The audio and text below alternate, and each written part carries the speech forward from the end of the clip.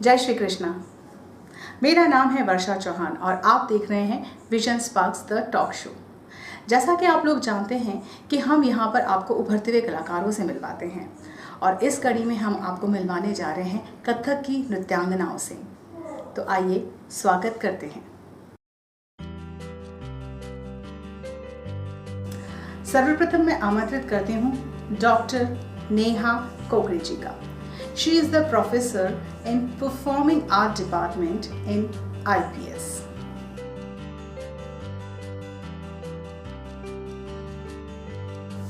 धन्यवाद। हमारी अगली मेहमान हैं Yogita Shaurya. She is the classical Kathak dancer teacher. धन्यवाद वर्षा मैम। मैं स्वागत करती हूँ हमारी अगली नृत्यांगना की, Damayanti Bhatia. She is the owner of आरंभ Kathak studio.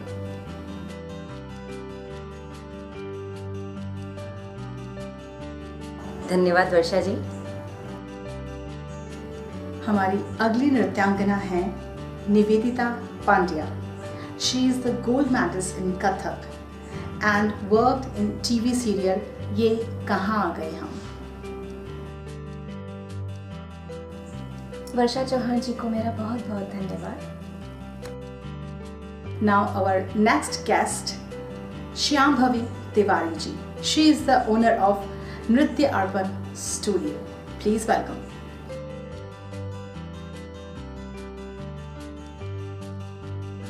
Thank you so much Varsha ji. आपका बहुत बहुत स्वागत है। आप सभी से मेरा अनुरोध है कि आप अपने बारे में और साथ ही आपकी नृत्य यात्रा के बारे में संक्षिप्त में बताएं। नमस्कार, मैं डॉक्टर नेहा कोकरे रायगढ़ घराने की कथक नृत्यांगना हूँ। कथक में एक्चुअली मैं बचपन से ही डांस की बहुत शौकीन थी और मैं बॉलीवुड गाने पर, माधुरी दीक्षित के गानों पर, एक्चुअली इंडियन स्टाइल के डांस पर हमेशा डांस किया करती थी। तो मेरे स्कूल में एक बार डांस कंपटीशन हुआ, उसमें मैंने अपनी वैसे ही बॉलीवुड गाने पर एक नृत्य प्रस्तुति दी और मेरे साथ मेरी फ्रेंड ने भी दी। जब प्राइज़ की बारी आई तो मुझे फर्स्ट प्राइज़ उसमें मिला और मेरी जो फ्रेंड थी उसको बेस्ट डांसर का अवार्ड मिला। तब मेरे दिमाग में ये प्रश्न आया कि मैं पूछूं कि ऐसा क्यों, फर्स्ट प्राइज़ तो मुझे मिला है और उसे बेस्ट डांसर। तो मैंने अपने जो भी मेरे गुरु थे, जो टीचर थे वहाँ डांस टीचर, मैंने उनसे जाके पूछा कि सर ऐसा क्यों हुआ कि मुझे फर्स्ट मिला है और उसको बेस्ट डांसर, बल्कि वो सेकंड रही है। तब उन्होंने मुझे ये ज्ञान दिया और शायद मुझे तब ये पता पड़ा, और ये बात है क्लास 12th की, कि मुझे तब ये पता पड़ा कि कुछ शास्त्रीय नृत्य भी होता है, शास्त्रीय कला भी होती है। तब मुझे वो सर ने ये बताया कि जिसे सभी डांसेस का नॉलेज हो और जिसने हमारे शास्त्रीय नृत्य की जानकारी जो रखता है वह बेस्ट डांसर कहलाता है उनके अनुसार। तो मुझे लगा कि यार ये कौन सा डांस है जो मुझे नहीं आता। तो मैं उसी फ्रेंड के साथ मेरी गुरु डॉक्टर सुचित्रा हरमलकर जी के पास गई और उनसे पहली बार वहाँ मिली। और जब मैंने उन्हें डांस करते हुए देखा तो वो जो उनकी कटाक्ष थी, इधर से देना फिर इधर देना, वो शायद मुझे इतना अट्रैक्ट कर गई, वो मेरे रोम रोम में इतनी बस गई कि फिर तब से जो मैंने कथक को अपनाया है, मैं आज तक उसे नहीं छोड़ पाई। तो इस तरीके से मेरी कथक की जर्नी स्टार्ट होती है। फिर मैंने कथक में अपना बैचलर किया, मास्टर्स किया और अपनी ही गुरु के गाइडेंस में मैंने अपनी पीएचडी कथक में कंप्लीट की। उसके पश्चात मैं दिल्ली गई। दिल्ली में श्री राम भारतीय कला केंद्र में मैंने एज अ बैले आर्टिस्ट वहाँ पे परफॉर्म किया। वहाँ पर मैंने 100 से ज़्यादा वहाँ की जो राम बैले, जो कि बहुत ही प्रसिद्ध बैले है, कमानी ऑडिटोरियम में होता है, उसमें मैं as a ballet artist, as a lead role मैंने वहाँ पर किया है। दिल्ली में रहते हुए मैंने छाऊ नृत्य की भी शिक्षा ली है गुरु शशिधरन आचार्य जी से। और वहीं पर मैंने एक 3000 लाइट्स एंड साउंड का एक शो था, कृष्ण बैले पर वो बेस्ड था। तो मैंने उसमें as a lead, as a Krishna अपनी नृत्य नाटिका में प्रस्तुति दी है। तो ये मेरी कथक की जर्नी रही है।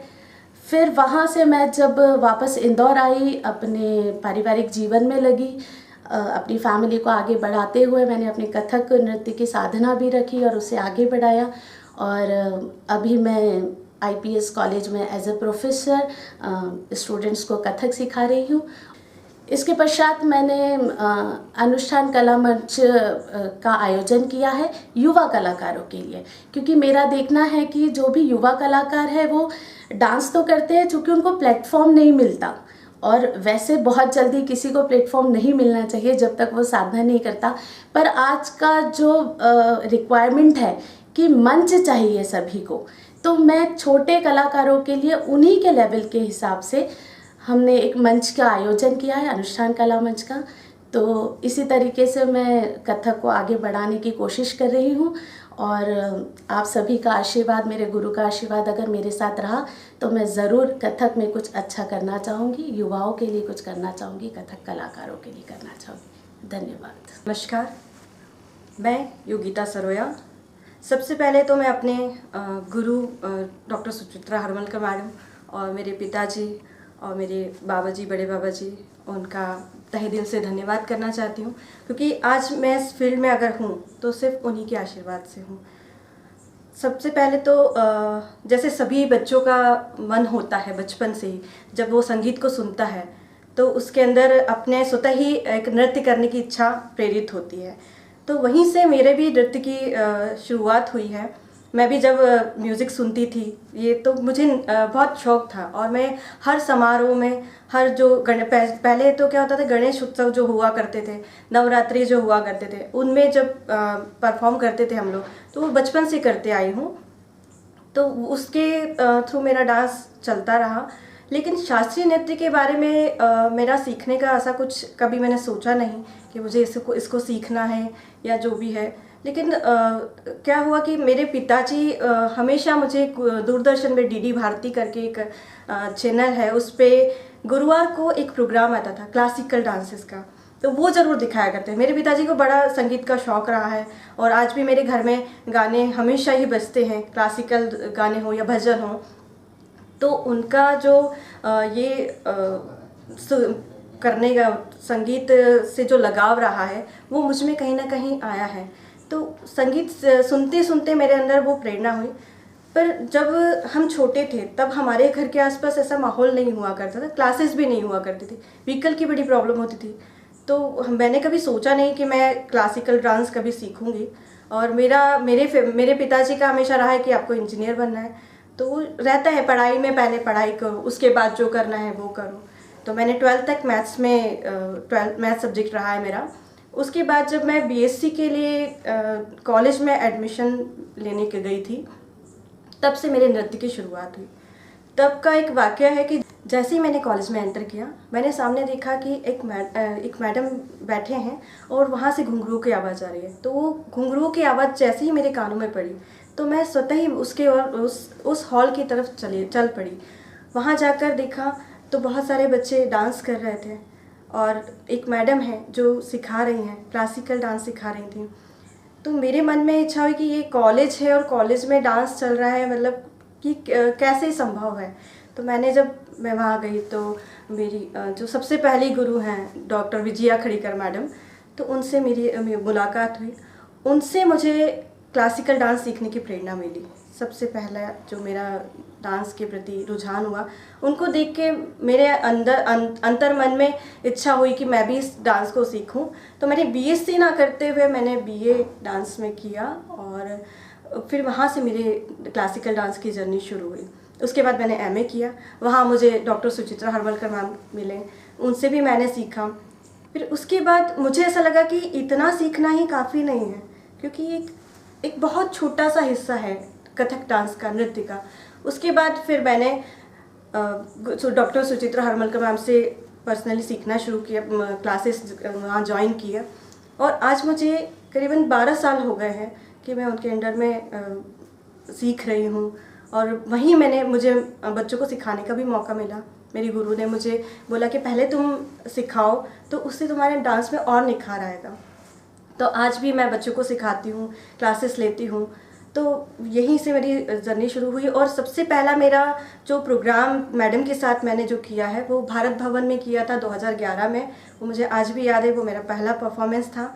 तो उसको लेके आज मेरे बहुत सारे प्रोग्राम मैडम के साथ हम लोग करते आए हैं और आगे भविष्य में भी करते रहेंगे।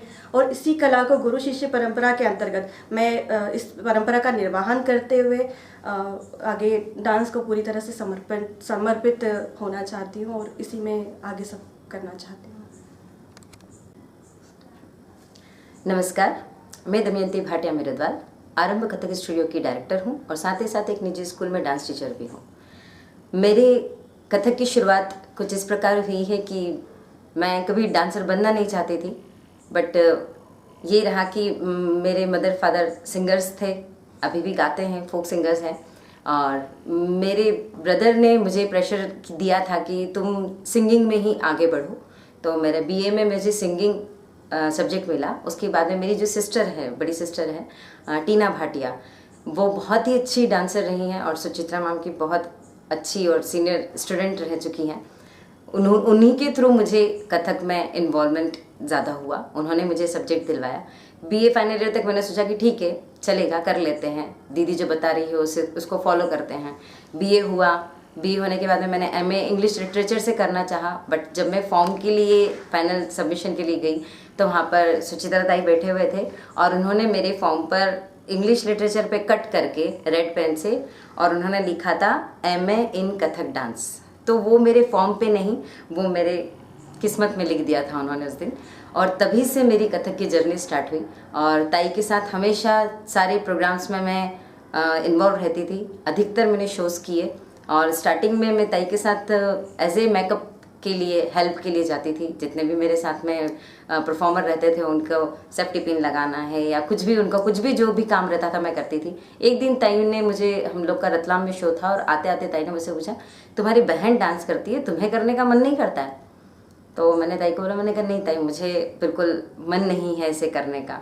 पर ताई ने बोला नहीं, अब नेक्स्ट शो में मैं तुम्ही को लूँगी। तो मेरा जो पहला कथक फील्ड में पहला जो शो था वो था कृष्णायन, जिसमें मुझे कालिया नाग का रोल मिला था। और कहते हैं कि जब भी कोई चीज़ मुझे दी जाती है, ये मेरा एक बिहेवियर है, मुझे जब भी कोई चैलेंज मिलता है मैं उसे एक्सेप्ट करती हूँ और उसे बहुत दिल से करने की इच्छा रखती हूँ कि यदि किसी ने मुझ पर भरोसा किया है तो उसे वो 100% 200% उसको मैं दे पाऊँ। वो मेरा बहुत अच्छा हुआ। फिर हम सभी लोगों की बहुत फेवरेट स्तुति है शिव स्तुति, जिसके लिए हम लोग हमेशा सोचते थे कि ये स्तुति जिसने परफॉर्म की वो ताई के ग्रुप में आ चुका है। तो वो मुझे शिल्पी के शो में करने को मिला। उस दिन मुझे फील आया कि नहीं, शायद भगवान भी यही चाहता है कि मुझे इसे कंटिन्यू करना है। बस उसी चीज़ को मैंने अपने रियाज में लिया, उसी को अपने साधना में लिया, उसी को कंटिन्यूटी में करती गई। फिर मैंने स्कूल में एज ए टीचर जॉब किया। वहाँ पर छोटे बच्चों के साथ में मुझे चैलेंजेस मिले। जो मेरी डायरेक्टर हैं सिंधु सुधाकर मैंडके जी, उन्होंने मुझसे कहा कि क्यों बड़ों को सिखाना है, क्यों 2.5 साल का बच्चा नहीं कर सकता है कथक, आप लोगों ने कभी कोशिश नहीं की है? तो वो वहाँ पर फिर मुझे सेकंड चैलेंज मिला। मैंने वहाँ से स्टार्ट किया। गुरु ब्रह्मा मेरा पहला श्लोक था जो मैंने बच्चों को सिखाना स्टार्ट किया। जब उनसे मुझे रिटर्न मिलने लगा तब मैंने फिर उनके साथ में नृत्य नाटिका वगैरह, मतलब आप समझिएगा नर्सरी से लेके 4th तक के बच्चे 150 स्ट्रेंथ के साथ में मैंने जितनी भी माइथोलॉजिकल स्टोरीज़ हैं वो अपने स्कूल में परफॉर्म करवाई है। उसके बाद में फिर वहाँ से टर्न हुआ, मैंने NDPS जो उसी की बड़ी ब्रांच है वहाँ पर मैम से रिक्वेस्ट की कि मुझे वहाँ जाना है और अपनी कुछ क्रिएटिविटी बड़े बच्चों के साथ करना है। And she was very happy, उन्होंने मुझे चांस दिया। मैं आगे गई, उन बच्चों के साथ काम किया और 2016 में मैंने अपनी क्लास को डेवलप किया। क्लास घर के एक छोटे से कमरे में स्टार्ट की। जब बच्चों का इन्वॉल्वमेंट देखा, उनका रियाज देखा, उनकी साधना देखी, तो फिर दिल में आया कि क्यों ना एक स्टूडियो बनाया जाए। घर के पास में ही एक रेंटल मुझे हॉल मिला, उसको मैंने एक स्टूडियो का रूप दिया। स्टूडियो का रूप देते ही लॉकडाउन में मुझे टाइम मिला, मैंने उसे एक स्टेज का रूप दिया, एक मंच बनाया और वहीं पर आरंभ कथक स्टूडियो का बैनर के साथ में कथक कीर्तन की एक सीरीज़ स्टार्ट की, जिसका आज भी उसका सीरीज़ कंटिन्यूटी में चल रहा है। 6 सीरीज़ उसकी कंप्लीट हो चुकी है और भगवान का आशीर्वाद ऐसे ही रहा तो आगे भी कंटिन्यूटी में ऐसे ही काम करूँगी और कथक कीर्तन एक बड़े लेवल का शो इंदौर की तरफ से मैं प्रेजेंट कर पाऊँगी। धन्यवाद। नमस्कार, मैं निवेदिता पंड्या रायगढ़ घराने से मैं बिलोंग करती हूँ। पिछले 28 वर्षों से मैं कथक नृत्य शिक्षा सीख रही हूँ, कथक नृत्य शिक्षा ले रही हूँ। कथक नृत्य शिक्षा की अगर जर्नी की मैं बात करूँ तो मैं जब मात्र 2-2.5 साल की रही होंगी, तब मेरा जो बात करने का तरीका था, चलने का जो तरीका था और लहज़ा था, वो थोड़ा ऐसे मटक मटक के और आंखें मटका के बात करना। तो मेरे माता पिता ने सोचा कि इसको क्यों ना हम नृत्य शिक्षा दें। तब मेरे दादाजी, जो मेरी फैमिली जो बैकग्राउंड था, मेरे दादाजी का क्लासिकल में काफ़ी इंटरेस्ट रहा, तो मेरी भी इच्छा हुई मन ही मन कि मैं क्यों ना नृत्य सीखूं। तो हमारी नज़दीक ही एक मैडम थी, वहाँ पर जयश्री तांबे मैडम आती थी, तो हफ्ते में 2 दिन उनका आना होता था। तो मन में एक लालच था कि 2 दिन वो मैडम आते हैं तो क्यों ना मैं वहाँ क्लासेस ज्वाइन करूँ। तो मात्र 4-5 साल मैंने वहाँ सीखा। फिर मेरे स्कूल में सराफा विद्या निकेतन मेरा स्कूल रहा है, वहाँ एक अंजना यार्दे मैडम मेरी संस्कृत टीचर रही हैं।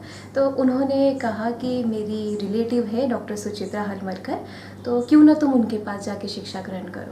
तो मेरे मन में भी इच्छा हुई कि मैं क्यों ना जाऊं और वहाँ सीखूं।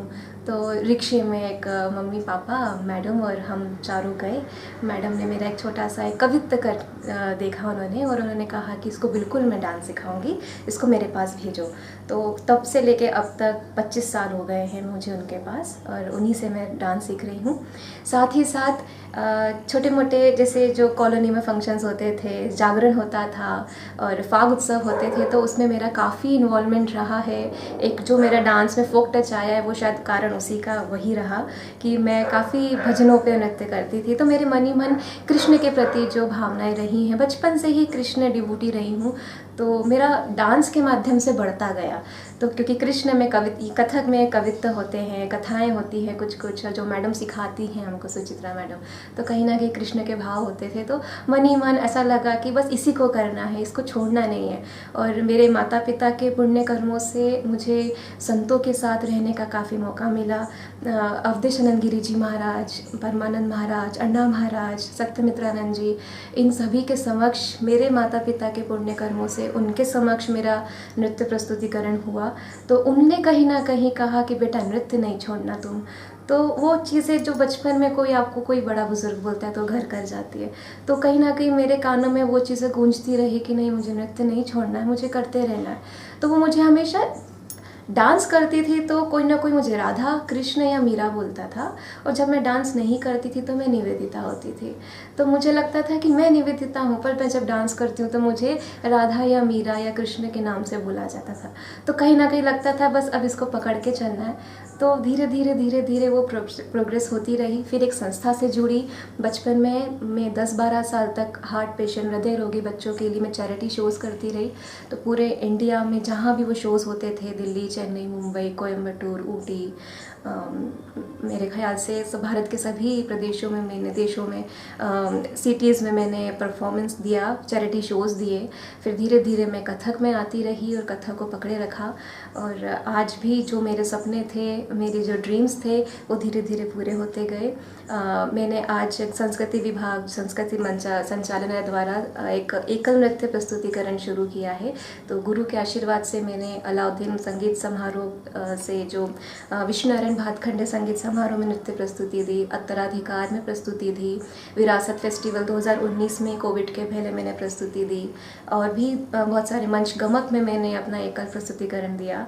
तो ये सब गुरु का आशीर्वाद रहा कि जो मैं आज कर रही हूँ और आगे भी करती रहूँगी। और साथ ही मैंने अभी गवर्नमेंट म्यूज़िक कॉलेज में मैं एज अ गेस्ट फैकल्टी थी, और अभी मैं रिसर्चर हूँ, स्कॉलर हूँ, PhD। तो उस टॉपिक को पूरा करने के लिए मैंने अभी हॉट लिया है, और डॉक्टर सुचित्रा हलमरकर जी के ही अंडर में मैं अभी अपनी रिसर्च कंप्लीट कर रही हूँ। और चाहूँगी कि जो अध्यात्म है, कृष्ण है, उसको मैं आगे लेती जाऊँ, और जैसे जैसे मैं उसको आगे लेके जाऊँ वैसे वैसे कृष्ण मुझ में समाहित होता रहे। Thank you. नमस्कार, मैं शांभवी तिवारी एक कथक साधिका हूँ। साधिका मैं इसलिए बोल रही हूँ कि मैं कभी भी लर्निंग नहीं छोड़ती। मुझे सीखना है और सीखते ही जाना है। ऐसा नहीं है कि हमारी साधना पूरी होगी, और साधना कभी किसी की पूरी नहीं होती। कोई कंप्लीट डांसर नहीं कहला सकता, क्योंकि साधना चलती ही रहती है। तो इसलिए मैं अपने आप को कथक साधिका बोलती हूँ। जहाँ तक मेरी जर्नी का सवाल है, मैं जब बहुत छोटी थी, मीन्स मैं 2.5 साल की थी, तो जो फिल्मी गाने और ये होते थे तो मेरी मौसी के साथ में मैं डांस करती थी। सब लोग बोलते थे ये कितना अच्छा नाचती है, इसके चेहरे पे कितने प्यारे एक्सप्रेशन होते हैं, आप इसको किसी अच्छे पर्टिकुलर डांस क्लास में क्यों नहीं डालते। तब मेरे पेरेंट्स मुझे बोलते थे कि तुझे सीखना है क्या, चल हम तुझे लेके चलते हैं। और मैं मेरी क्लास 6 में थी, तब मुझे मेरे पिताजी, मेरे पापा जो आज नहीं हैं, वो लेके गए यहाँ पर इंदौर में रावला करके एक जगह है जहाँ पर क्लासिकल के सब अच्छे अच्छे कलाकार सिखाते हैं कथक। वहाँ पर उन्होंने पता किया पर कुछ प्रॉब्लम हुई तो वहाँ नहीं सीख पाई। फिर मैं जुनी इंदौर में जयश्री तांबे करके मैम हैं, मैं उनके पास गई। वहाँ मेरी कथक साधना शुरू हुई और मैंने 1, 2, 3 ऐसे साल सीखा। तीसरे साल में मैंने एग्ज़ाम नहीं दे पाई तो मैं डर गई कि मुझे बहुत डांट पड़ेगी। मैं बोलने में थोड़ा सा घबरा जाती थी, डरती थी कि मुझे डांट पड़ेगी तो मैं कैसे झेलूँगी। तो इस डर के मारे मैं क्लास ही नहीं जा रही थी और मुझे डांस तो करना था, छोड़ नहीं सकती थी। तो मेरी एक फ्रेंड है, मेरी एक दोस्त है, वो मुझे लेके गई कि चल तुझे मैं मेरे गुरु के पास लेके जाती हूँ। तब मेरा पहला परिचय मेरी गुरु डॉक्टर सुचित्रा हरमलकर जी से हुआ और वहाँ से मेरी कथक की जर्नी और आगे बढ़ी, छूटी नहीं, आगे बढ़ी।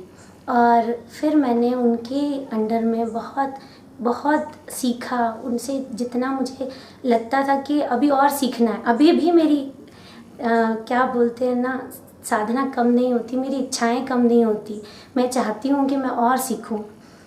तो उनके अंडर में मैंने फिर प्राइवेटली पहले एग्ज़ाम दी गांधर्व से।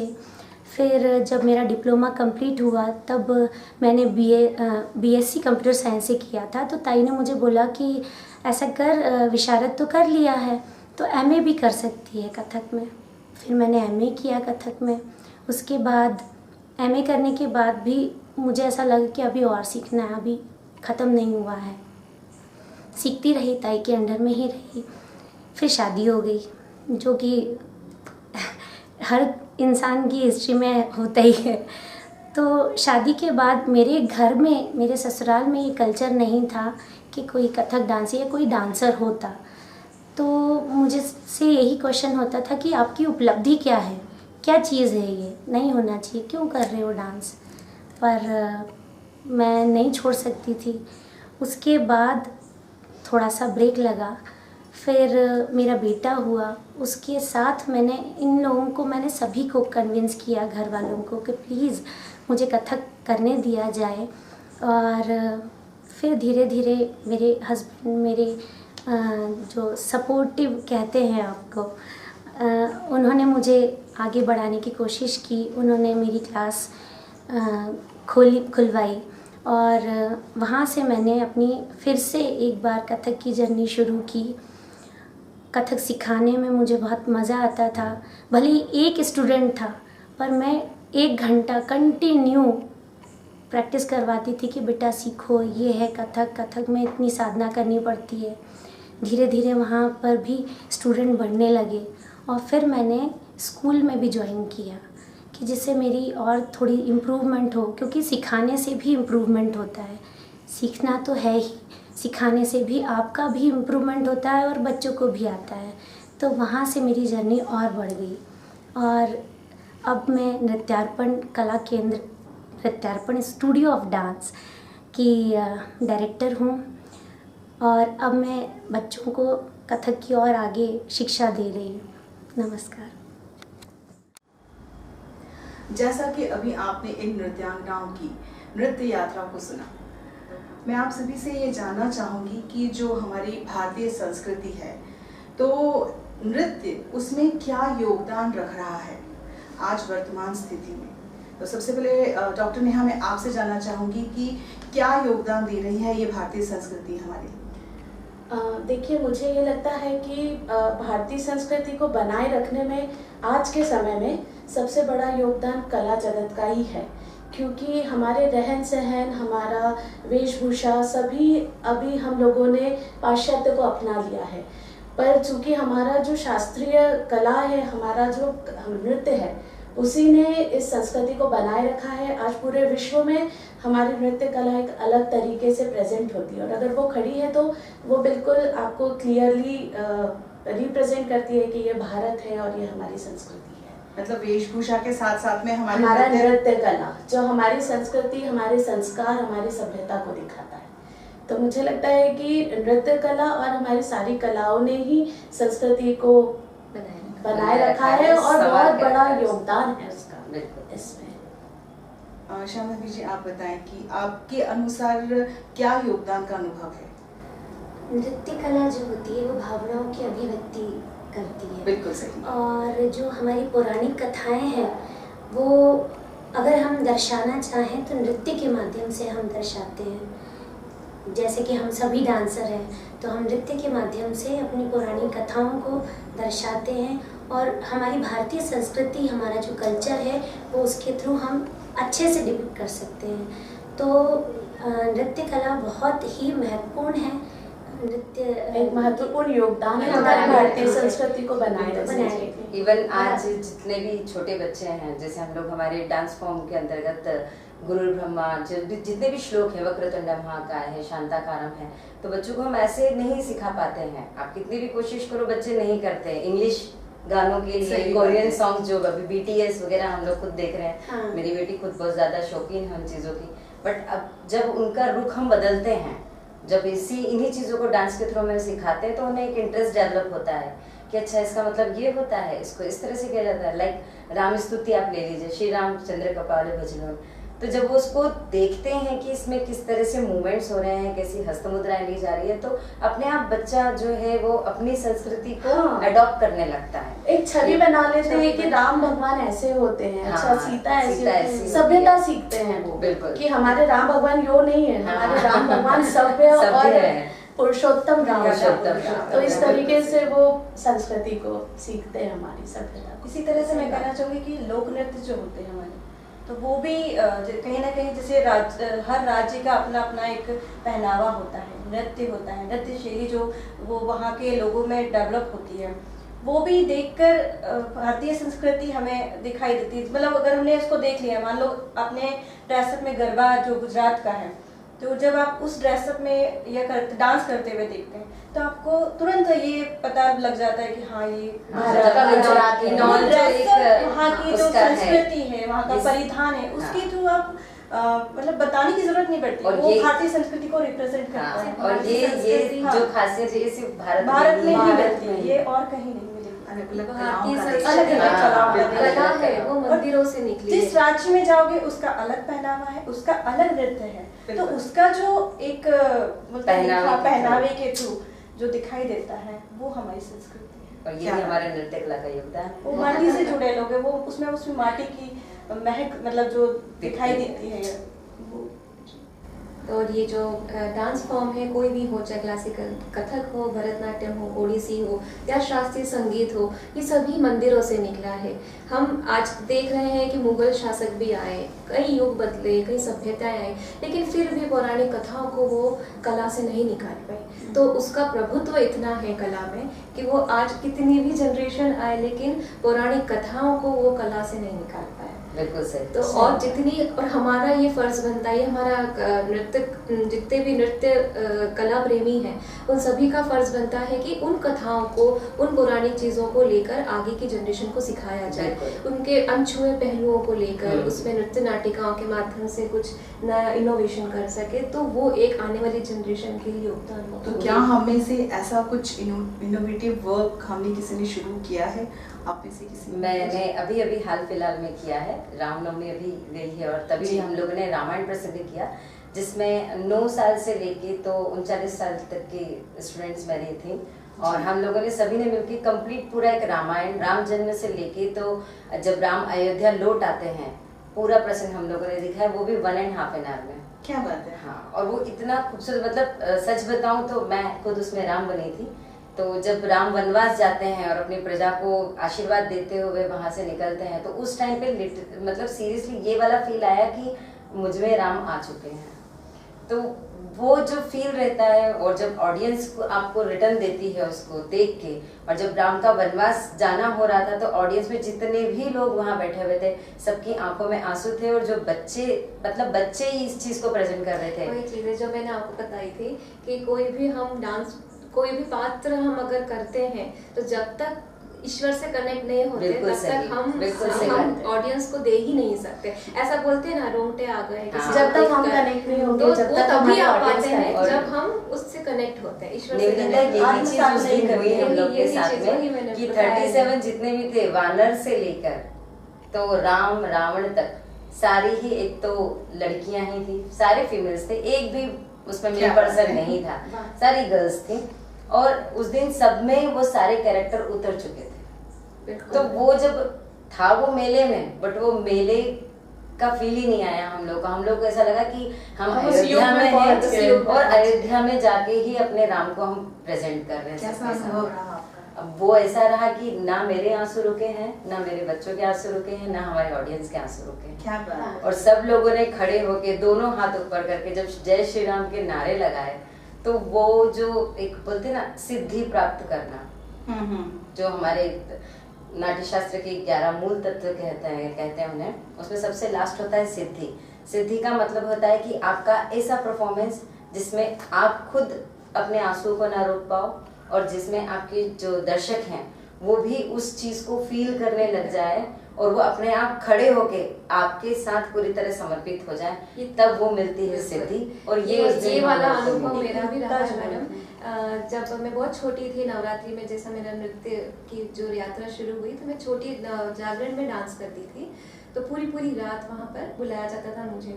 मैं नॉन स्टॉप रात को 11 बजे मेरा जागरण शुरू होता था, बस मुझे करना होता था डांस, क्योंकि मैं शौक रहा शुरू से मटकने का, मेरा थोड़ा फोक स्टाइल रहा, तो बस मटकना है, करना है। पर मुझे वो वर्ड टू वर्ड में जाती थी माता जी के गानों में, तो वर्ड टू वर्ड इतनी कनेक्ट होती थी कि रात की लिरिक्स पे कि रात की 11 बजे से सुबह की 4 बजे तक नॉन स्टॉप बिना बैठे बिना पिए पानी। फिर मुझे समझ में आता था कि इतनी देर हो गई है, तो ये पावर मुझ में नहीं था। हाँ। ये पावर ईश्वर का था जो उस मोमेंट पे मुझे मिला था। बिल्कुल सही। तो ये मुझे तब रियलाइज हुआ कि ये मैं नहीं थी जो स्टेज पे थी। तो हम प्रैक्टिस में कुछ और करते हैं। अगर हमारा कल परफॉर्मेंस है और आज प्रैक्टिस है, तो प्रैक्टिस कुछ और होती है, परफॉर्मेंस कुछ और होता है। मतलब एग्जैक्टली आप ये कहना चाह रहे हो कि जब परफॉर्मेंस होता है तो एकदम आप डिफरेंट, आप नहीं होते, निवेदिता नहीं होती वो। बिल्कुल सही। ये हम नहीं कहते कि हमने परफॉर्म किया है, ये ईश्वर ने किया है। अगर ये मैं बोल दूंगी कि ये मैंने किया है तो प्राउड हो गया। और यही भगवान से जुड़ना, ये मेरा और भगवान को अपने आप में लेके दूसरों तक पहुंचाना, यही हमारी सभ्यता और अगर मैं ये संस्कृति बोलूं है। कि ये परफॉर्मेंस मेरा था, ये मैंने ऐसा किया था, तो एक तरीके से वो एक प्राउडीनेस हुआ। ये अगर मैं बोलूँगी कि प्रैक्टिस मैंने की, लेकिन स्टेज पे तो ईश्वर ने किया था, तो वो एक आध्यात्म से जोड़ता है। क्या बात है। अपनी संस्कृति से जोड़ता है, अपनी सभ्यता से जोड़ता है। बहुत ही खूबसूरत आप लोगों ने वर्णन किया कि लिटरली हमारी जो भारतीय संस्कृति है वो हमें परमात्मा से किस तरह से जोड़कर हमारी शक्ति को और बढ़ाती है और खूबसूरत बनाती है, और यही योगदान है, और ये बहुत खूबसूरत योगदान है जिसे आपको भी समझना होगा। अभी हमने देखा होगा कि जैसे हम योगदान की बात तो हमने कर ली, लेकिन उसके एवज में हम यदि दूसरी तरफ देखें तो अभी टीवी शो, जो रियलिटी शोज चल रहे हैं, तो वहाँ की जो बहुत ही हमारी परंपरा में जो नृत्य हो रहे हैं उसको भी एक अलग फॉर्म में प्रेजेंट किया जा रहा है। तो आपके मुताबिक उसमें क्या नुकसान है या नहीं है, क्या मानते हैं आप? तो योगिता जी, आप मुझे बताएं इस चीज़ के लिए कि क्या सोचते हैं आप इस बारे में? देखिए, मेरे हिसाब से तो इसके पॉजिटिव पॉइंट्स भी होते हैं और निगेटिव, दोनों ही पहलू होते हैं। तो पॉजिटिव ये है कि स्टेज मिलता है, आपको डिफरेंट स्टाइल्स देखने को मिलते हैं और लोग उससे कनेक्ट कर पाते हैं, और एंटरटेनमेंट के लिए काफ़ी अच्छा है। टीवी शो जो होते हैं, रियलिटी शोज होते हैं, पर कहीं ना कहीं उसमें एक प्योरिटी की कमी दिखती है, जो एक्चुअल में डांस जिसको बोलते हैं कि जो हमारे मन के भावों को सौंदर्यमय रूप से प्रेजेंट करना। और डांस में जो हम लोग प्रेजेंट अभिव्यक्त करते हैं, तो कहीं ना कहीं मुझे वहाँ पर कमी दिखाई देती है। मुझे ऐसा लगता है कि वो एक मशीनरी डांस जैसे हो गया है, उसमें एक सुंदरता, एक सॉफ्टनेस, ये इस चीज की कमी मुझे लगता है। मतलब इनकी हर बात से हम एग्री करते हैं कि हाँ, ये चीज की कमी है। हाँ जी, वो मुझे ऐसा लगता है, और शायद ये सभी डांसर्स हैं नहीं, तो बिल्कुल कहीं ना सही कहीं है। उससे से ये लोग भी कनेक्ट कर पाते हैं, क्योंकि वहाँ हम जब देखते हैं तो हमें लगता है कि एकदम खट ऐसे डांस हो जाता है, मशीनरी डांस टाइप होता है, चेहरे की मूवमेंट भावों होता है, की घूमते हैं, आप तो वो भावों की चीज अभिव्यक्ति भावों को कम कहाँ देखते आप हैं। एक्सप्रेस कर रहे हैं, सही। भावों को स्टोरी तो आप बता रहे हैं, लेकिन स्टोरी को किस माध्यम से बता रहे हैं। आप फॉरेन के डांसेस ले रहे हैं, हिप हॉप ले रहे हैं, अब उसमें सब जैसे डाल के, suppose- बट आपने इंडियन कल्चर को लेके उस प्योरिटी के साथ डांस नहीं डाला है। अब जैसे घर मुझे मोरे ऐसा परदेसी या ट्रैक है सपोज, और रियलिटी शो में कथक के घर मोरे पर, तो उस वर्ड टू वर्ड तो नहीं गए ना आप। क्लासिकल में घर मोरे परदेसिया, तो एक भावों की अभिव्यक्ति इसमें नहीं मतलब दिखती उन्होंने है। सिर्फ वर्ड्स को पकड़ा Word to है word लेके और भाव चलते हैं। छोड़ एक्चुअली दिए वो हैं। बीट पे डांस बीट पे करते डांस हैं। करते हैं। वो उस वर्ड से उसकी भावनाओं से नहीं जुड़ते, भावों की वो अभिव्यक्ति सिर्फ रिदम पर डांस रिदम होता पर है। करते हैं। इसमें भाव से जुड़ना, उसमें उसको जिम्नास्टिक present वे में करना करना है, शुरू बहुत करते important हैं। लड़का कपल डांस कर रहा है तो लड़की को कमर से घुमा दिया, पैर के नीचे से निकाल दिया, कॉस्ट्यूम को लेकर ये सोचते हैं कि वो कितना डिफिकल्ट डिफिकल्ट करते हैं, पर वो it's not a gymnastic, it's a dance. Actually नृत्य जो है नृत्य सुंदरता को वो दिखाता कोई है। जिम्नास्टिक या फिर आपकी क्या बोलते हैं, हाँ, स्टंट्स दिखाने की Stunts कला नहीं है। दिखाने नृत्य क्या है, नृत्य इंसान खुद करता है। खुद जब वो करता अंदर है, से right. खुश होता है तो वो अपनी खुशी को प्रदर्शित करने के लिए, अपने भावों को सभी के समक्ष रखने के लिए डांस करता है। वो खुशी में डांस करता है, लोगों को खुश करने के लिए और अपने आप को खुश कॉस्ट्यूम करने को के लेकर भी लिए। वो लोग काफी बट आजकल का जो चलन चल रहा है, जो रियलिटी शोज में होता है, वो मुझे लगता है कि डांसर की वहाँ जरूरत नहीं है। वहाँ शायद कोई जिम्नास्टिक वाला अगर कोई अभी बंदा हमने होगा इसमें तो कुछ वो ज्यादा बहुत ही अच्छे देखा से है कि डांस करेगा। जिम्नास्टिक वाली जो चीज आप कह रहे हो, हाँ। ये हमने रियलिटी शो में तो काफी देखा है। यहाँ पर हमारे ये कहना चाहिए कि एक्ट हो रहा है लेकिन भाव की कमी भाव की कमी है ना, यहाँ पर भाव नहीं और है। कहीं ना कहीं यही वही बात आती है हमारे सामने कि लोग पाश्चात्य को अपना रहे हैं, भावों को भूल रहे हैं, संस्कृति को कहीं ना कहीं तो ये सही बहुत है जगह या ही अपना गलत लेते है? हैं। ये मतलब आपके मुताबिक ये ऐसा होना चाहिए या नहीं होना एक्चुअली चाहिए? इसे देखा जाए शास्त्र के तरीके से देखा जाए तो गलत है, और नॉर्मल ऑडियंस की तरह से देखा जाए तो एंटरटेनमेंट के हिसाब से सही भी है। बट आजकल के पर बच्चे इस आजकल बात के को बच्चे- मानते हैं कि ऐसा ही कर रहे हैं हमें। यही होता है। यही जब हम होता है। डांस कंपटीशन में एज अ जज जाते हैं तो वहाँ पर हम कथक में कोई लड़की अगर नॉन सीखी भी नहीं आती है सपोज, तो वो सिर्फ टीवी में देखकर ही कथक हाँ, क्या होता है वो non-analysis टीवी में ही देखकर आती होता है, है। तो वो फिल्म में ट्रैक लेकर आ जाएंगी। कॉस्ट्यूम जो होना चाहिए कथक का या क्लासिकल जो भी फॉर्म करे वो नहीं होता, और आके वो फिल्मी गाने पे मैं करके भी इस जाती बारे है। में ये और बताना वो चाहती हूँ। दावे से के साथ कहते हैं कि ये तो हमने कथक किया है, आपके से हमें एक्चुअली मैं भी बाहर यही निकालना बताना है। चाहती थी जो दूसरी डांस बात, को देख मैंने के व्यक्तिगत रूप से भी रियलिटी शो को मैंने देखा। मैं जब छोटी थी मेरे गुरु ने मुझे भेजा था कि तुम जाके अनुभव लेकर आओ, तो ये चीज उनकी मैं बहुत तहे दिल से वो करती हूँ कि उन्होंने एटलीस्ट मुझे वो चीज सिखाई कि कैसे रियलिटी शो में रियलिटी होती है। तो जब मैं गई तो वहाँ मुझे यही बोला गया कि मैडम Okay. पीछे से बैकग्राउंड में आवाज आ रही थी मुझे, मैं मेरी नंबर ही था, इस लड़की ने तो पूरा कॉस्ट्यूम पहना है, इसने तो अपने बॉडी पार्ट ही नहीं दिखाया, तो इसका कैसे सिलेक्शन होगा? ये तो मेरा व्यक्तिगत, मैंने सुनी सुनाई बात नहीं है, ये मेरा व्यक्तिगत अनुभव है। तो तब मुझे रियलाइज हुआ कि आज के बाद मैं इधर कदम नहीं रखूंगी। मैं यहाँ एक बात और बोलना चाहती हूँ कि यहाँ पर नेम और फेम के लिए लोग ज़्यादा जाना चाहते हैं। एकदम एक सही। रात में जो एक कि हम बहुत फेमस हो जाएंगे, और दूसरा जो मैं ये बोलना चाह रही थी कि जो तुमने बताया कि जो कॉस्ट्यूम डांस के बारे में जो बात है, तो वहाँ जो भी परफॉर्म करते हैं चलो वो डांस नहीं करते हैं, नृत्य जो भारतीय नृत्य तो वो नहीं करते, पर जो लोग देखते हैं, जो बच्चे आज की जनरेशन जो देख रही है, उन्हें क्या लगता है कि यही डांस है, तो वो उसको फॉलो करने के पीछे लगे हुए हैं कि हमको ऐसा डांस करना है, हमको रियलिटी शो में जाना है, तो वो उस तरह से प्रिपरेशन करते हैं। पर मुझे लगता है कि रियाज और ये सब चीज़ें बहुत मायने रखती है, पर जो दिखाया जा रहा है बच्चे उसी को सच मानने लगते हैं कि रियलिटी शोज ज़्यादा देखते हैं, उनको लगता है यही डांस है, मुझे तो वो audition- शास्त्रीयता से कहीं ना कहीं वो भटक रहे हैं। Audition में उनको आपसे वो actual आपका डांस कौन पता ही सी नहीं बात कि होता क्या है। सही बात है। बिल्कुल सही कहा कि जो टीवी के रियलिटी शोज हमें हमारे साथ भी हो रहे हैं वो गलत नहीं है, लेकिन कहीं ना कहीं हमारी सीखने की क्षमता को उन्होंने रोक दिया है। तो यदि हमें संस्कृति को आगे बढ़ाना है तो उसको कहीं ना कहीं सीखने की ओर और अपने भाव की ओर आगे लेके ही आना होगा। इसी के साथ में अगला मेरा प्रश्न ये है कि यदि ये सारी चीज़ें हो रही हैं, सारे स्टूडेंट्स कर रहे हैं, तो पॉप हिप हॉप जो भी हमारे परफॉर्मेंस चल रहे हैं, तो इससे बच्चों को दूसरे लोगों को कैसे हटाकर वापस से हमारी संस्कृति की ओर, क्लासिकल डांस की ओर आकर्षित किया जाए? तो श्याम भाभी जी आप बताएं कि कैसे इन सब चीज़ों को, इनका एग्जैक्टली निवारण क्या है? एग्जैक्ट निवारण तो कुछ भी नहीं है, बट हाँ थोड़ी कोशिश हम कर सकते हैं। लाइक जैसे ये सांस्कृतिक प्रोग्राम होते हैं, मध्य प्रदेश फेस्टिवल है या मालवा उत्सव है, इनमें जिस तरह से हम क्लासिकल और ये सब परफॉर्म करते हैं थोड़े से और बढ़ा दिए जाएं। मीन्स इनकी अवधि बढ़ा दी जाए या फिर एक साल में 2 से 3 बार ये कर दिए जाएं, और छोटे छोटे बच्चों को भी इसमें अपॉर्चुनिटी मिले।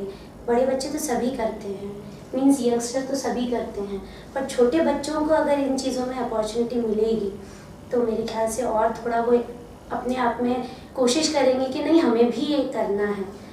और एक और पॉइंट मैं कहना चाहूँगी कि मुझे ऐसा लगता है कि पाश्चात्य नृत्य या पाश्चात्य कला हमारे देश में कैसे आई, वो आई है सोशल मीडिया प्लस हमारे टीवी चैनल्स, उसकी वजह से हमने उसको अपनाया है। तो अगर हम उसी चैनल्स पर, उन्हीं टीवी पर अगर शास्त्रीय नृत्य के प्रोग्राम चल रहे और परफॉर्मेंस और मंच दे अगर कलाकारों को, तो मुझे लगता है कि हम पाश्चात्य को बहुत पीछे ही छोड़ देंगे और हमारी संस्कृति, हमारे सांस्कृतिक, हमारे क्लासिकल डांसेस को या कलाओं को हम बहुत अच्छे से अपना पाएंगे।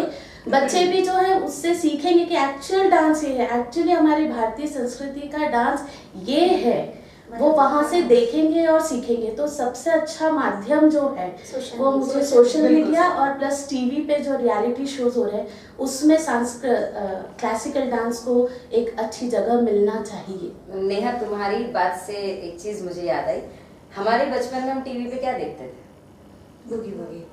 दूरदर्शन पे हम क्या देखते थे? हम महाराज जी के परफॉर्मेंस देखते थे। बिल्कुल, ठीक है, शाश्वती जी के परफॉर्मेंस देखते थे। 6 बजे मतलब शाम को 6 बजे, जैसे ही 6 बजती थी हम लोग दूरदर्शन पे शास्त्रीयता से रिलेटेड प्रसारण ही देखते थे। और तब प्रसारण वर्ड यूज किया जाता था, जो वर्ड आज बच्चों को नहीं पता है कि प्रसारण क्या होता है। हम देखते थे रामायण, हम देखते थे महाभारत, जिसमें कि पूरा एक, जब रामायण चालू होती थी तो उसमें मेरे ख्याल से व्यूअर्स भी इस चीज से बिल्कुल वाकिफ होंगे, उनके पेरेंट्स से या उनके घर के बुजुर्गों से लोग पूछेंगे तो उन्हें पता चलेगा कि जब हम रामायण और महाभारत देखते थे तो एक पूरा साइलेंट हो जाता था। हाँ, वो कर्फ्यू लग गया हो, ऐसा कर्फ्यू लग गया था। बिल्कुल, हम एक मंदिर में बैठे हैं। वो चीज हम लोगों ने अभी कोविड के टाइम पे भी फेस किया है कि रामायण को फिर से प्रसारित करा हम लोगों ने।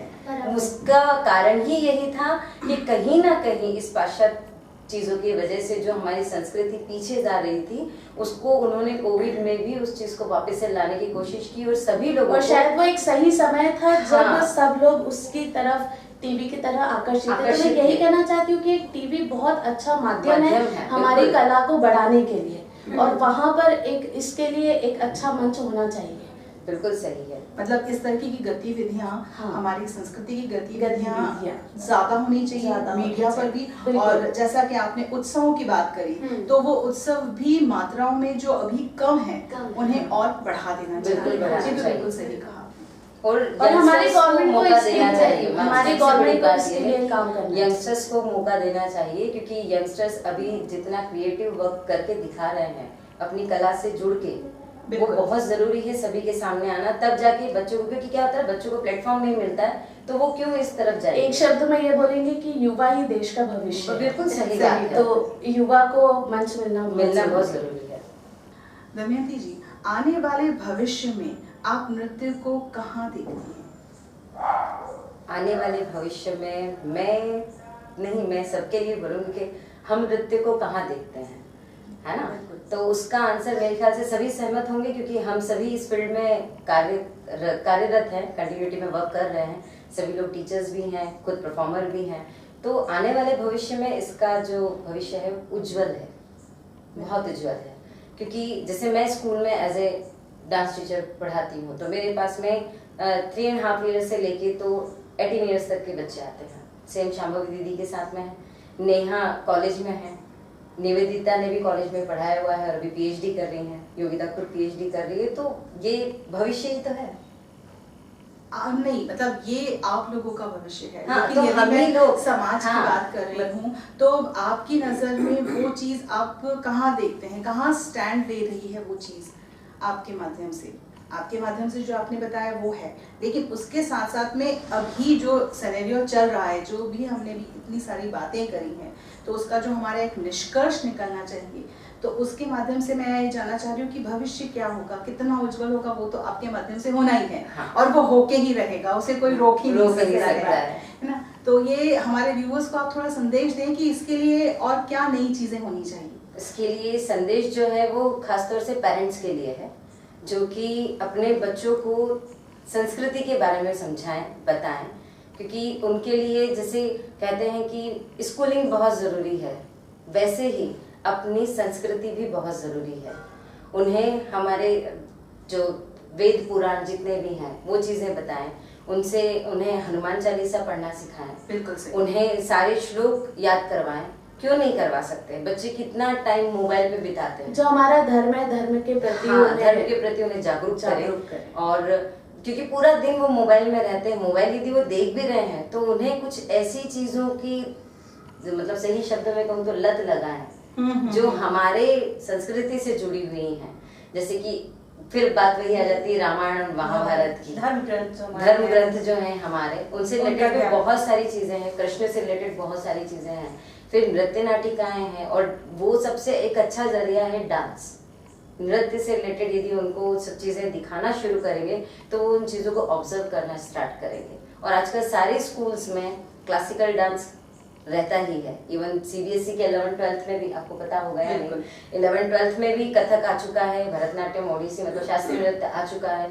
तो गर्ल्स को, क्योंकि क्या है, ये लड़कियां ही आगे जाके मदर होती हैं और वही हमारे आगे आने वाले बच्चों को संस्कार देंगी। तो यदि उन्हें हम स्कूलिंग में ही उस चीजों से कनेक्ट कर देंगे तो हमारा भविष्य उज्जवल ही है। इट मींस पेरेंट्स भी उसका सपोर्ट करें, साथ साथ में टीचर्स तो सिखा ही रहे हैं, ये सारी चीजें कर ही नहीं है। टीचर्स के पास में एक लिमिटेड समय होता है बच्चों का, और वो एक पीरियड होता है उस चीज के लिए। लेकिन जब बच्चा घर जाता है तो पेरेंट्स से निवेदन है इन चीजों का कि उसको आप भी करें और बच्चों से भी करवाएं, क्योंकि जो माँ बाप करते हैं वो अपने आप बच्चा देखकर सीख जाता है, और वो हमारी संस्कृति से दूर नहीं जाएगा। जब तक आप वो सारे काम करते रहेंगे तो वो आपको देखकर सीखता रहेगा। जैसा आपने भविष्य तो बता दिया, लेकिन अभी वर्तमान में हम यदि देखें तो युवा और बच्चे साधना नहीं करना चाहते ना, एक लंबे समय की जो एक साधना होती है वो नहीं करना चाहते। तो हमारे युवाओं के लिए आपका क्या संदेश है? तो सबसे पहले निवेदिता जी, मैं आपसे शुरुआत करना चाहूँगी कि आप हमारे दर्शकों को बताएं और युवा और बच्चों को बताएं कि इसके लिए साधना कितना ज़रूरी है और इससे उन्हें क्या लाभ मिलेगा। जी ज़रूर। देखिए, एक ऊपर चढ़ने के 2 रास्ते होते हैं, एक लिफ्ट से, एक सीढ़ी से। अगर लिफ्ट ख़राब होती है तो सीधे नीचे गिरते हैं, और सीढ़ी से अगर गिरते हैं तो शायद 2-4 सीढ़ी नीचे गिरते हैं, लेकिन पूरा नीचे नहीं आता है। तो साधना भी वैसी है, कोई भी कला हो, कैसी भी कोई भी कला की साधना हो, उसको आप, जैसे हम लोग भी वर्षों से कर रहे हैं लेकिन फिर भी हमको लगता है कि कुछ नहीं आता, हम कुछ भी नहीं है। 25-30 साल हो गए हमको करते करते, लेकिन आज भी हमको लगता है कि कहीं ना कहीं हमें कमी रह गई है, उसको पूरा करने में हम आज भी कोशिश कर रहे हैं। और आज के बच्चे रील्स जो बन रही है इंस्टाग्राम पे, जो सोशल मीडिया ने एक ऐप दे दिया है, एडिटिंग का ऐप, ऑनलाइन प्रोग्राम्स होते हैं, ऑनलाइन प्रोग्राम में एडिट होती है चीज़ें, हम थक गए 5 मिनट का रेस्ट ले लिया, उसके बाद वापस कंटिन्यू प्रोग्राम दे दिया और उसको लॉन्च कर दिया।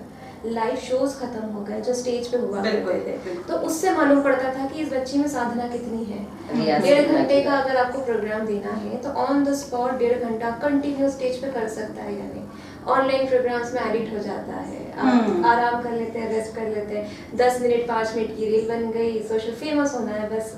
कुछ बच्चे ऐसे भी आते हैं हमारे पास पेरेंट्स कि आपकी तरह करना है इसको, और आप कितने साल में, आप इसको कितने महीने में स्टेज पर उतार देंगे। अच्छा। हाँ, ऐसे हाँ, बच्चे भी आते हैं कि actually। हमको स्टेज पे कब परफॉर्म कर सकती है हमारी नहीं, बच्ची, कथक का उसको course ही कितने ABCD महीने का का A भी नहीं आता है, वो परफॉर्म करना चाहता है स्टेज पे। आज भी मेरे हाथ पैर कांपते हैं स्टेज पे आने के सभी लिए, के पसीना आता है, हाथ पैर कांपते हैं, कर पाऊंगी कि नहीं कर पाऊंगी, ये भाव अभी भी कहीं ना कहीं आता है। जबकि आप इतनी साधना इतना कर चुकी जितने हैं। कि हम 400-500 स्टेज परफॉर्मेंस दे चुके, ग्रुप सोलो सब मिलाकर, बिल्कुल। उसके बावजूद हमारे मन में ये एक कहीं ना कहीं स्टेज पे आने के पहले एक क्षण के लिए आता है कि कैसे होगा, ब्लैंकनेस आती है। तो आप कैसे हम एक्सपेक्ट कर सकते हैं कि एक जो ABCD का ए नहीं सीख रहा वो स्टेज पे एक महीने में उतर जाए। तो ये समझने की, पेरेंट्स को समझने की बहुत ज़रूरत है इस चीज़ को, साधना पड़े।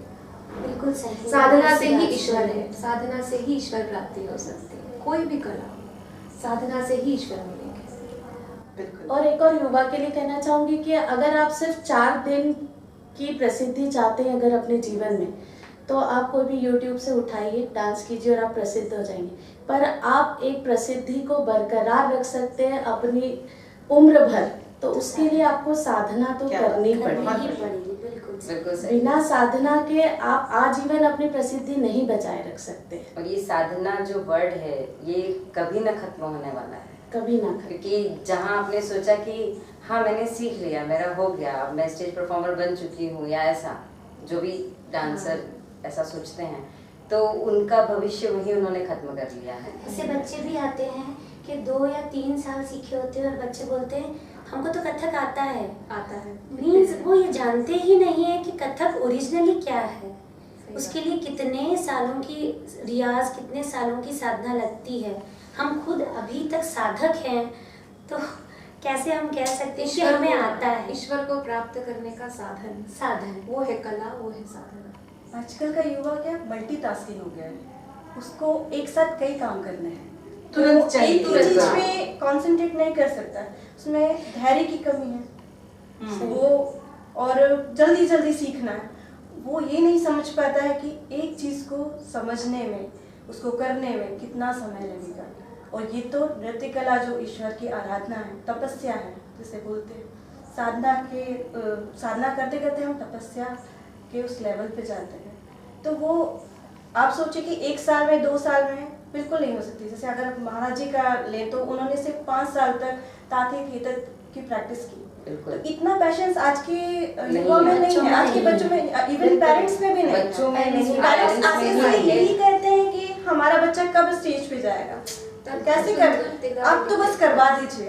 तो ये संभव नहीं है। अगर आप क्लासिकल नृत्य में डालना चाह रहे आप हैं, कब तक एक ही बोल सकते हाँ हैं? क्लासिकल डांस में डालना चाह रहे हैं, तो आपको उसकी गहराई को समझना पड़ेगा और उसको अपने अंदर आत्मसात करना होगा, तब जाके तो आप। लेकिन बहुत आजकल पेरेंट्स कहीं- ऐसा पूछते हैं ना कि इसका कोई टाइम ड्यूरेशन है क्या? हाँ, बिल्कुल, time यही सब duration रहना रहता है। regulations क्या होते हैं? कितने टाइम में सीख जाएगा हमारा हाँ। बच्चा, कब हमारा बच्चा स्टेज पे परफॉर्म कर देगा। अभी जिस बच्चे को, जैसे क्या होता है, बच्चा जब चलना सीखता है तो उसको उंगली पकड़ के सिखाया जाता है, फिर उसके बाद वो धीरे धीरे ग्रो करता है। ऐसे ही नृत्य का भी है कि धीरे धीरे करके वो बढ़ेगा। पहले वो घुटना तो चलेगा, improve फिर वो होगा। पैर लेगा, लेकिन फिर 4 हाँ, कदम चलेगा, फिर वो थोड़ा बैलेंस में चलना सीखेगा, फिर दौड़ेगा। हाँ, ऐसे तब टाइम जाके पे वो कहीं रेस में आगे पहुंचेगा। हम पैदा होते से दौड़ नहीं सकते, धैर्य की समझना कमी, होगा। मुझे लगता है कि धैर्य की कमी है और जल्दी जल्दी सीखना चाहते एक ये हैं, भी धीरे ट्रेंड धीरे चलता किसी है। चीज को आत्मसात नहीं करना चाहते। जब तक आप आत्मसात नहीं करोगे, आप कैसे आप आपके अंदर की भावना को व्यक्त कर पाओगे, और तब तक आप ऑडियंस से कैसे कनेक्ट कर पाओगे, क्योंकि ये तो आराधना की चीज है। ये नृत्य जो बोलते हैं कि ईश्वर का दिया हुआ है, ईश्वर की ही प्रार्थना है, मतलब उसकी प्रार्थना करना, नृत्य पूजा हम करते हैं। नृत्य या कोई भी कला हो, हाँ, साधना कला- के बिना आप उसको अधूरी है। आजीवन संभाल के नहीं रख एक सकते। ही प्रेशर भी होता है, क्या बात है बहुत दिन से अपडेट नहीं डाली, कुछ पोस्ट नहीं डाले, कोई रील नहीं सोशल डाली। मीडिया का सोशल मीडिया ऑफर। पे आप आज का अपडेट नहीं, सबसे आज बड़ा का क्या सवाल बात ये है, तो है। एक वो दबाव भी यंगस्टर क्या में बात आता है, है। तबीयत तो ठीक है। फिर सही है। कि अरे पोस्ट क्यों डाल रहे हो, तो ये कहीं ना कहीं यंगस्टर वही है, उनको कम समय में मैं कुछ कर नहीं बड़ी रही। प्रसिद्धि वो ये नहीं चाहिए। सोचते कि साइलेंटली आपको रियाज एक करना बात और बोलना चाहूंगी कि गुरु शिष्य परंपरा के अंतर्गत ही ये सब चीजें सीखी जा बिल्कुल, सकती हाँ, बिल्कुल। ये बिल्कुल हैं। आप सही अगर है। सोचे कि बस कुछ टाइम इसके वहाँ सीख लिया, यहाँ सीख लिया, 1 साल सीखा, 2 साल सीखा, खुद ने YouTube पे देख के कर लिया, तो ये संभव नहीं है। आप नृत्य सीख जाएंगे, लेकिन आप उस नृत्यकार नहीं बन नृत्यकार पाएंगे, नहीं बन नहीं पाएंगे, बन कलाकार नहीं बन पाएंगे आप। तो ये कमी देखो है। वो मैडम स्टेज पे ले जाती है, देखिए वहाँ पे हाँ, बहुत वहाँ ये performance इतना होते हैं। प्रोग्राम्स होते हाँ, हैं। तो ये सारी ये चीज़ें चीज़ें होती हैं। बहुत अफेक्ट करती है पेरेंट्स को और बच्चों को। आप लोगों के विचार जानकर ये चीज़ बिल्कुल क्लियर हो गई है कि हाँ, हम सीखते तो हैं, लेकिन सीखने के साथ साथ में हमें उस चीज़ की साधना में उतरना सबसे बड़ा गहरा है। तो और वो नहीं है तो हम अपनी लाइफ में सक्सेस नहीं हो पाएंगे। बिल्कुल सही बात है। ये नियम केवल हमारे नृत्य पर ही नहीं लागू होती है, ये हर हमारे जीवन के हर एक एक क्षण, हर एक एक पल में लागू होती है कि यदि आपने कुछ नहीं सीखा, यानी आपने साधना नहीं की, तो आप अपने जीवन में सफलता हासिल नहीं कर सकते। इसलिए सफल होने के लिए साधना होना बहुत ज़रूरी है। तो आप लोगों का बहुत बहुत धन्यवाद। आपने अपने विचार और आपने एग्जैक्टली अपनी विचारों की जो गहराई है, बहुत सारी चीज़ें तो हम लोगों को भी नहीं बताती, और मैं व्यूअर्स से भी जानना चाहूँगी कि हाँ, वाकई में उन लोगों को भी नहीं बताती, जो उन लोगों को एक नई नई चीज़ें आपने अपने बहुत अच्छे एग्जाम्पल्स के माध्यम से दी हैं, जो वाकई में कुछ कुछ क्षणों में, जैसा आपने अपने एक्सपीरियंस बताए हैं, तो गूज़बम्स मुझे भी स्टार्ट हो गए कि हाँ यार, मतलब ऐसा भी होता है। तो आप इन सारी चीज़ों का ध्यान रखें, और हमारा ये संस्करण यहीं समाप्त होता है। धन्यवाद। Thank you. Thank you, Vision Sparks.